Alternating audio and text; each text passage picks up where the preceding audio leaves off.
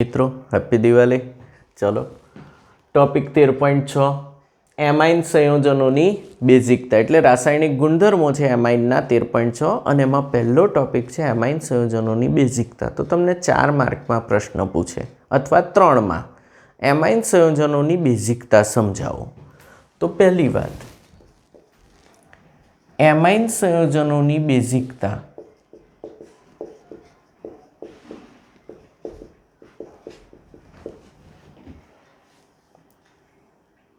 केबी ना मूल्य परथी जाणी शकाय छे। कोना मूल्य परथी? केबी। जेनो केबी वधु तेनी बेजिक प्रबलता वधु। जेनो केबी वधु तेनी बेजिक प्रबलता वधु तथा P of KB is equal to minus log of KB होवाथी जेनो PKB ओछो ते वधु प्रबल बेस गणाय। जेनो PKB ओछो ते वधु प्रबल बेस गणाय। KB वधु तेनो बेजिक प्रबलता वधु अथवा पीकेबी ओछो तेनी बेजिक प्रबलता वधु। बेजिक वस्तु तमे लखी दीधी। बेजिक प्रबलता नो क्रम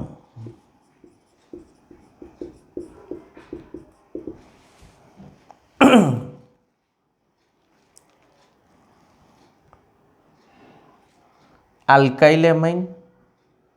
आल्काइल एमाइन एटले RNH2 alkyl amine.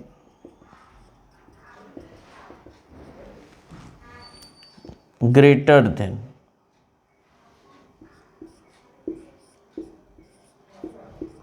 CH2NH2 benzyl amine. Benzyl amine खास याद राखजो, अहीं वच्चे CH2 छे, डायरेक्ट एरोमेटिक जोड़े नथी। Greater than ammonia. Ammonia center point है। Greater than aromatic amine. Greater than aromatic amine जेने कहेवाय एनिलीन। जेने शुं कहेवाय? एनिलीन। तो अहीं alkyl amine greater than benzyl amine greater than ammonia greater than aromatic amine. आ सामान्य वस्तु है।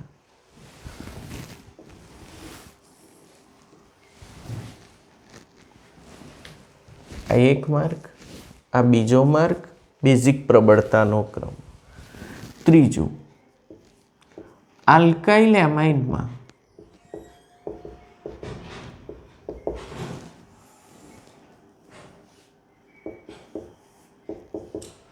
मिथाइल विस्थापित एमाइन माटे मात्र मिथाइल विस्थापित एमाइन माटे प्रबलता CH3 twice NH greater than CH3 NH2 greater than CH3 thrice N means 2 degree greater than 1 degree greater than 3 degree. Basic प्रबलता नो क्रम। बेजिक प्रबलता नो क्रम आ मोढ़े राखवो पड़शे, परीक्षा में आवशे। सेकंड, इथाइल विस्थापित माटे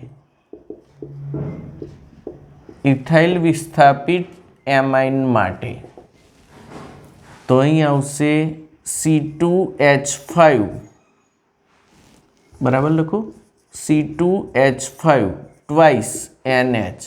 तो अहीं पण 2 डिग्री सौथी प्रबल है। Greater then C2H5 thrice N greater than C2H5 NH2 greater than 3 degree greater than 1 degree. तो अहीं 213 नंबर हतो मिथाइल विस्थापित में। ઇથાઇલ વિસ્થાપિતમાં એનાથી મોટો હોય એટલે 231 મીન્સ 2 ડિગ્રી તો હંમેશા સૌથી પ્રબળ બેઝિક પ્રબળતાનો ક્રમ. તો અહીં તમે RnH2 વર્ણવ્યું. કયું વર્ણવ્યું? આલ્કાઇલ એમાઇન સમજાયો તમે. આલ્કાઇલ એમાઇનમાં આવું હોય છે. 4 એરોમેટિક એમાઇનમાં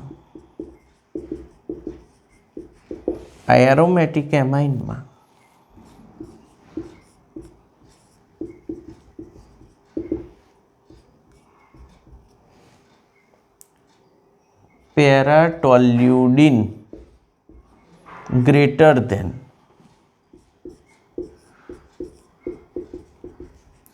એનિલિન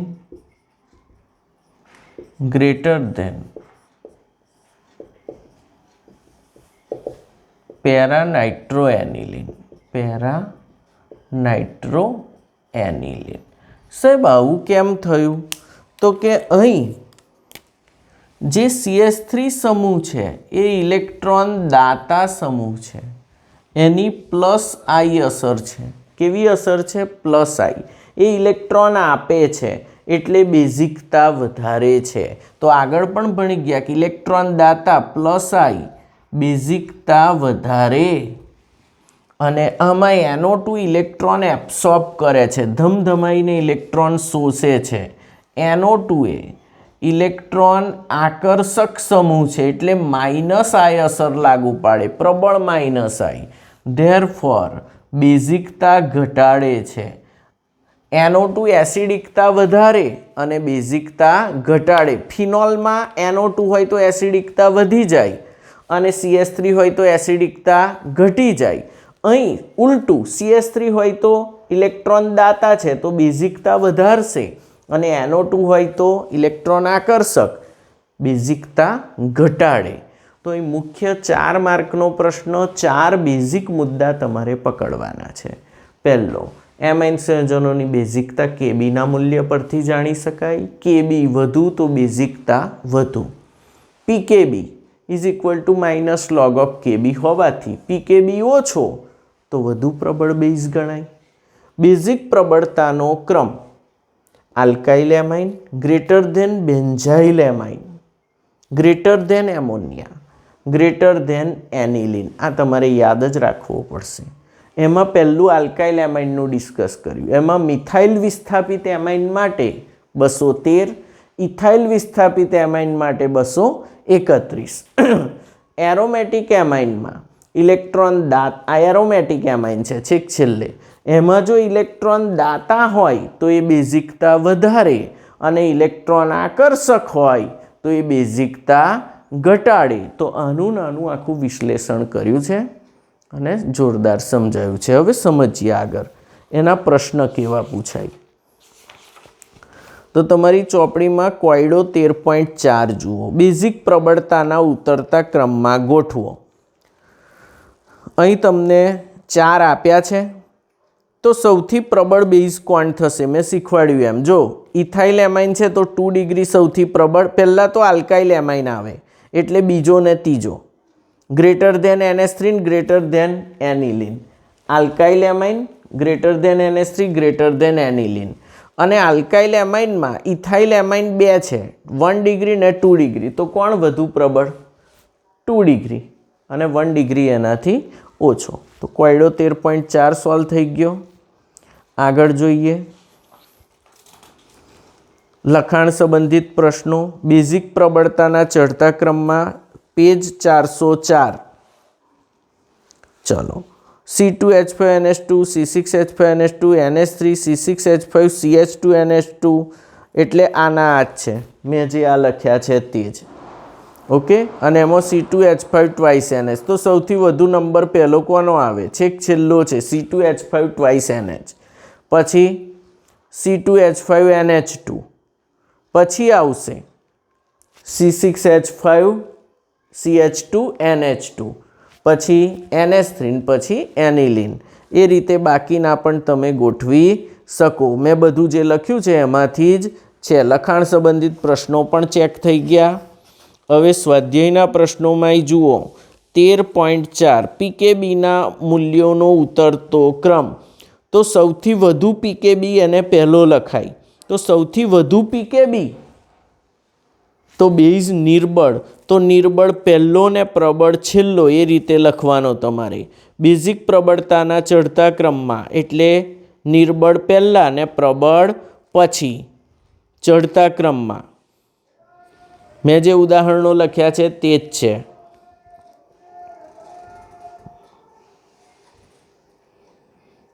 આવડશે તમને. તો બેઝિક પ્રબળતા વિશે આખી વાત થઈ ગઈ. આગળ વધીએ. બીજો પોઈન્ટ એસાઇલેશન. આલ્કાઇલેશન તો આગળ કરાયું ને.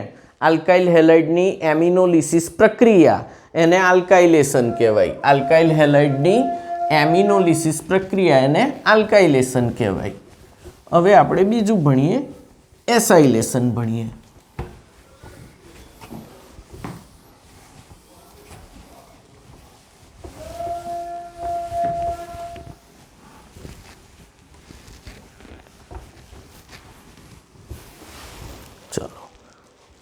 એસાઇલેશન તો તમને ટૂંકનો જ પૂછે. એનિલિનનું અથવા એમાઇન સંયોજનોનું એસાઇલેશન. એસાઇલેશન એટલે એસાઇલ સમૂહ લાગે. CH3CO આ સમૂહને એસાઇલ સમૂહ કહેવાય. CH3CO આ સમૂહને કયો સમૂહ કહેવાય? એસાઇલ સમૂહ. એસાઇલ સમૂહ. અને એસાઇલ લગાડવો એ ઘટનાને કહેવાય એસાઇલેશન. એસાઇલ લગાડવો એને કહેવાય એસાઇલેશન. તો અહીં આગળ તમે કોઈ પણ એનિલિન કોઈ પણ પદાર્થ લઈ લો. C6H5NH2 મેં લીધો એનિલિન વત્તા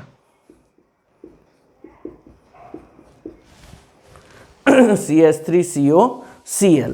હવે તમે આ લીધો, આમાંથી તમારે Cl કાઢી નાખવો છે તો બેઝ નાખવો પડે. પિરિડીન નિર્બળ બેઝ. કેવો બેઝ?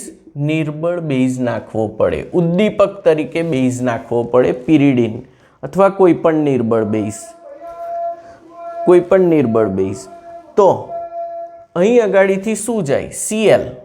તમે બહુ ચોખ્ખા ભાગ પાડી શકશો મિત્રો. હવે તો આવડે.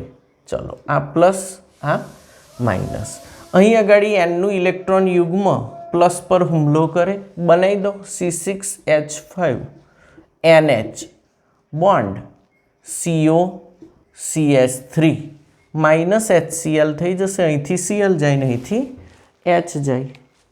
તો આને કહેવાય એન ફિનાઇલ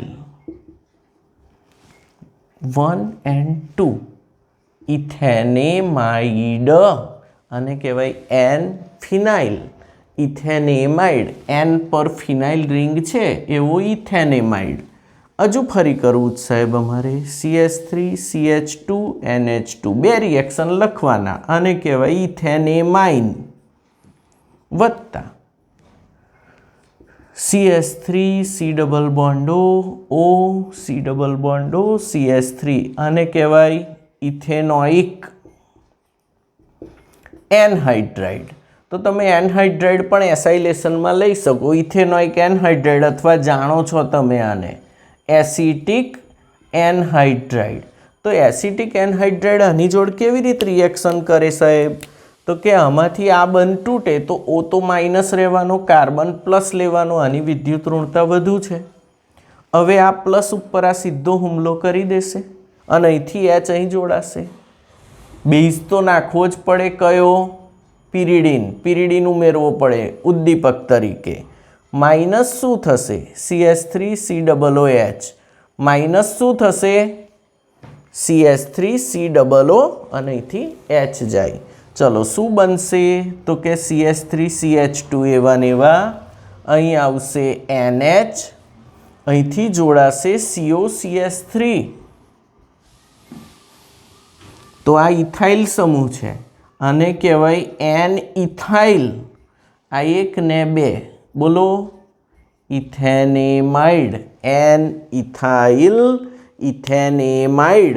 આ ઘટનાને એમાઇડનું એસાઇલેશન કહે છે. આ ઘટનાને એમાઇડનું શું કહે છે? એસાઇલેશન. લેશન. પાક્કું આવડે તમને? ધ્યાનથી જોઈ લેજો રિએક્શન. પ્લસ માઇનસ કરીને 2 વાર લખીને પ્રેક્ટિસ કરવાની એટલે તમને આખું તૈયાર થઈ જાય. હવે એક પ્રક્રિયા ભણી લઈએ, કાર્બાઇલ એમાઇન પ્રક્રિયા.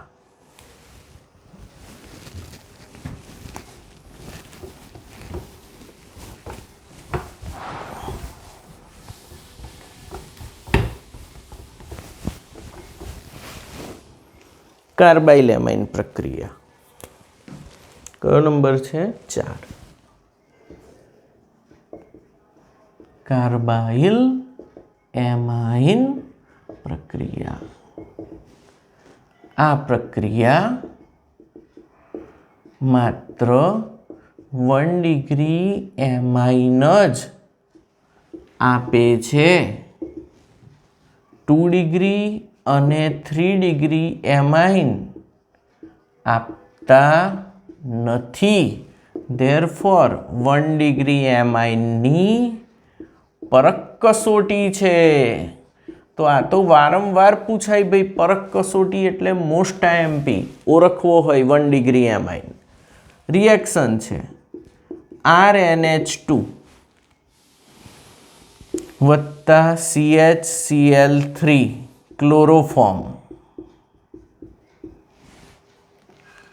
ક્લોરોફોર્મ અને 3 mall KOH. 3 mall KOH. KOH તમે જલીય પણ લઈ શકો અને આલ્કોહોલિક પણ લઈ શકો. જનરલી આલ્કોહોલિક વપરાય છે. અહીં હું આલ્કોહોલિક KOH લઈ લઉં છું. ખાસ ધ્યાન રાખજો. KOH કેવો લે છે? આલ્કોહોલિક. Chloroform RNH2. તો અહીં આગળ ગરમ કરતા R bond N triple bond C N plus C minus alkyl isocyanide ખૂબ જ ગંધ મારતો ઝેરી પદાર્થ, અત્યંત ઝેરી પદાર્થને ખૂબ જ ગંધ મારતો પદાર્થ આલ્કાઇલ આઇસોસાયનાઇડ બને છે. -3 KCl એટલે વત્તા KCl બનશે. કેટલા? 3 મોલ KCl અને NC પાણીના મોલ છૂટા પડશે +3H2O સમથિંગ. તમે લખી શકો આરામથી. આલ્કાઇલ આઇસોસાયનાઇડ બને છે, ખૂબ જ ગંધ મારતો ઝેરી પદાર્થ. એનાથી ખબર પડે કે 1 ડિગ્રી એમાઇન છે. 2 ડિગ્રી અને 3 ડિગ્રી એમાઇન ક્લોરોફોર્મને આલ્કોહોલિક KOH નાખતા આ પ્રક્રિયા આપતા નથી. એટલે આ પ્રક્રિયા 1 ડિગ્રી એમાઇનની પરખ કસોટી છે. ઓકે, તો અહીં તમે ઉદાહરણ લઈ શકો. NH2 આના જ પ્રક્રિયક. અહીં શું બનશે? N plus triple bond C minus phenyl isocyanide અથવા ફિનાઇલ કાર્બાઇલ એમાઇન. આને કાર્બાઇલ એમાઇન કેમ કહે છે? આઇસોસાયનાઇડનું બીજું નામ જ કાર્બાઇલ એમાઇન છે. ચલો, CH3CH2 NH2 આપશે? હા, 1 ડિગ્રી હશે તો જ આપશે. 2 3 ડિગ્રી નહીં આપે. આની આ જ કાર્બાઇલ એમાઇન કસોટી એટલે ક્લોરોફોર્મ વત્તા 3 મોલ KOH આલ્કોહોલિક.